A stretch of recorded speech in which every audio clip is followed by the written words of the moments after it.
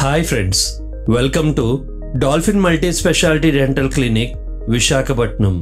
ఒక పన్నులో వైద్యం చేస్తే పక్క పన్ను పుచ్చిపోతుందా? ఈ ప్రశ్నకు సమాధానం చూద్దాం. చాలామంది పేషెంట్లు ఈ విషయం ప్రస్తావిస్తూ ఉంటారు.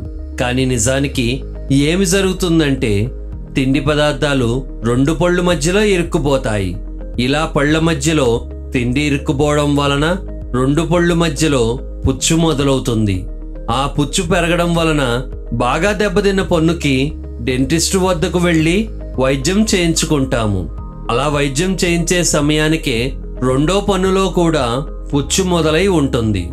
అప్పుడు అంతగా కనిపించని పుచ్చు కొంతకాలం తర్వాత పెరిగి ఇబ్బంది పెడుతుంది.